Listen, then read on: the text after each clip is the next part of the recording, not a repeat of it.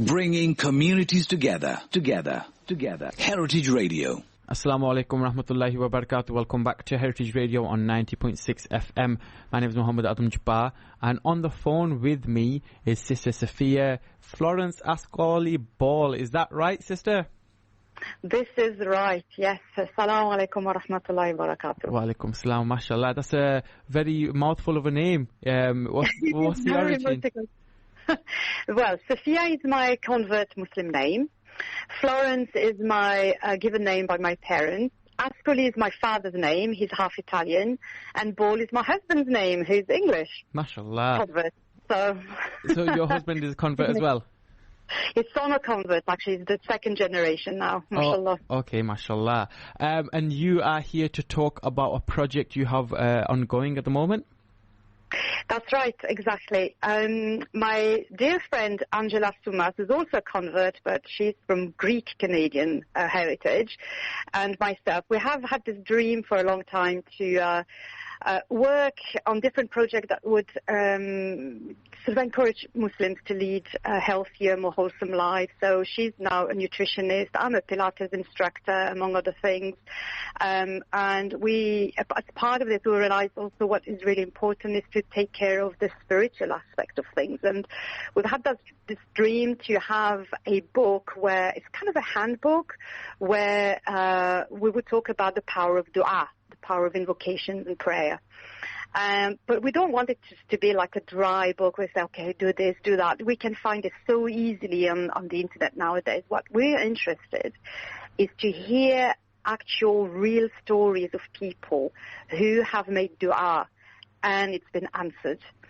So it's not necessarily the way we expected it to have been answered.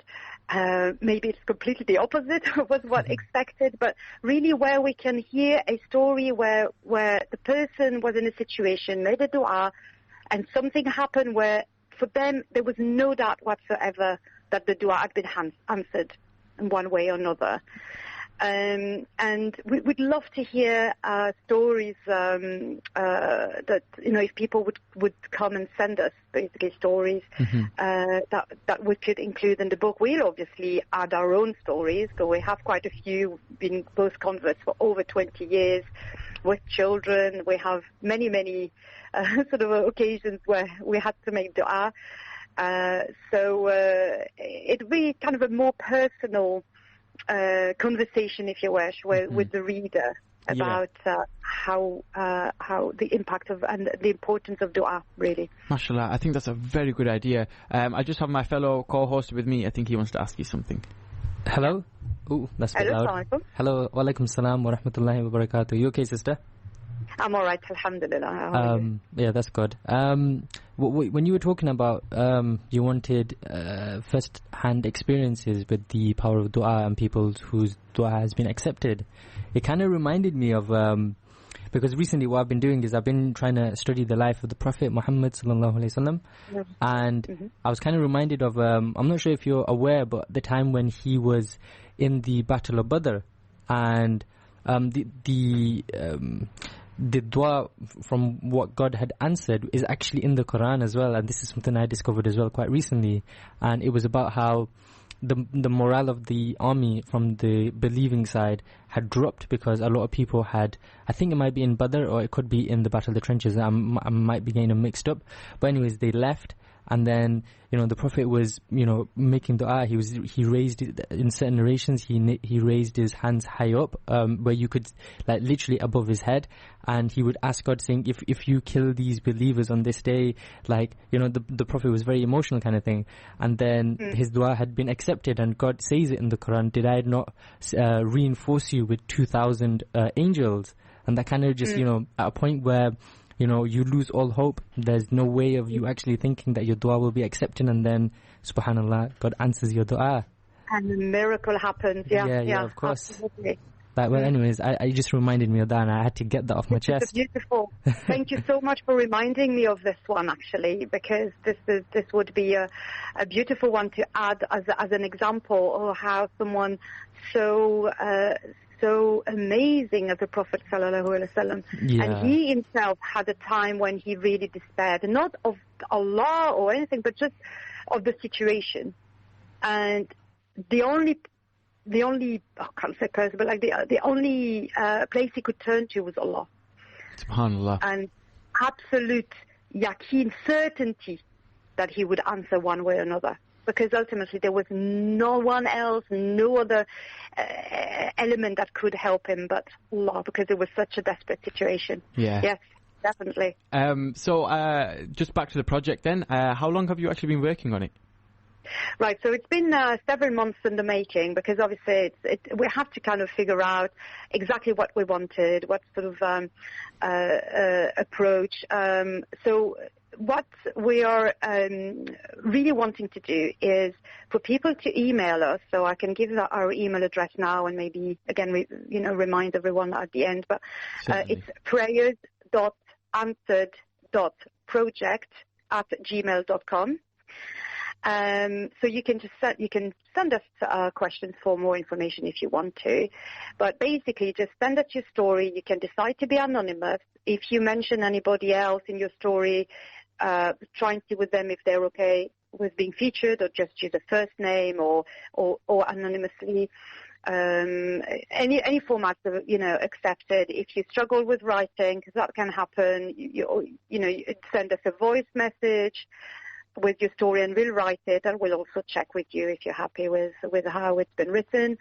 So basically, that's really it in terms of what we'll do, and we'll obviously do write some sections as well about the dua. We'll include thanks to the brother that actually gave an idea, more stories from the seerah as well, not just the Quranic verses and hadith, how dua were answered in certain times. So it'll be, we're hoping, inshallah. We really have a lot of ideas. We're really excited about it. And it's part of a much, much bigger project, as I said, that covers different aspects of health. And it's under the big banner called Hamda-Loves.net, where we cover trying to see how we can help people with the health and the wellness. We also going to recommend good products that the people can use, from our own experience and as health professionals. And also, I'm fascinated. We're both fascinated by history. So we'll have a section about reclaiming about our Muslim history. So it's really covering all sorts of aspects that we as Muslims are interested in, generally speaking. Yeah, it does sound like you're going to have quite a lot in the book. Do you think you'll put in certain du'as in the book itself, yes, just to sort of help people go along as well? Exactly. We want it to be a handbook. Yeah. So it'll have some practical advice. It'll have hadith and verses of the Quran in terms of how to make dua. Also what circumstances are the best, best times to make dua, everything. A lot of things that, as I said, can be found quite easily. And then obviously a big part of the book as well will be those. We're hoping to get quite a lot of good, interesting stories that people will share with us. And we're really want it to be something very special that's never been done before, really, for Muslims in this sort of context. Yeah. Really appealing to everyone. Sorry, go ahead. No, I'm appealing to everyone, your listeners, yourselves, your families, to spread the word. I really would love to have many, many, many stories. We all have at least one special one. And we think, actually, when we mention our project, but I'm not sure I have something. People think it has to be something grand, they have to talk about. But no, it can be a very little thing. So, for instance, for my children, for them to understand the power of dua was when they lost something dear to them. And something dear to them when they were young could have been their favorite teddy bear. So for us, it's not, it's just no. For them, it was the whole life. And to teach them the power of dua is make the dua to find when you've lost something, which is, Allah, reunite me with that which I've lost. The way you reunite us on the Day of Judgment, and most times, virtually without fail, we would find that object that they'd lost, and they would be absolutely amazed. I could see it in their eyes. Why? What? Amazing! That's like having a magic wand, isn't it? MashaAllah. I'm on your website at the moment, actually, hamda-loves.net, and I'm reading sort of what the project is about. And you're up for people to talk about certain stories even before if they are a convert, even stories before they converted to Islam. Yes, and even if you're not a convert, but you had a moment when you lapsed, and you don't have to give all the details. We like to hide a bit our faults, but you say as much and as little as you want. Mm-hmm. But I know as a convert before, I made dua to Allah before being a Muslim, and I sometimes when I go really far back, there were dua I didn't even realize there were dua, and then I did make dua, because I was told how God was powerful and could do anything, and I did make dua, and they worked. Inverted commas. Yeah. To prove to me that God existed. So there were so many different occasions. Yeah, it doesn't have to be like you have to be practicing Muslim everything. Just whatever came sincerely from your heart, and you can recognize as an answer to your dua, then yes, definitely share with me. MashaAllah. So I am very much getting the vibe that it's, again, you just mentioned it before about how it doesn't have to be something so huge and emotional and striking. Even the sort of the simpler duas that people make on a day-to-day basis, you're still looking for stories like that.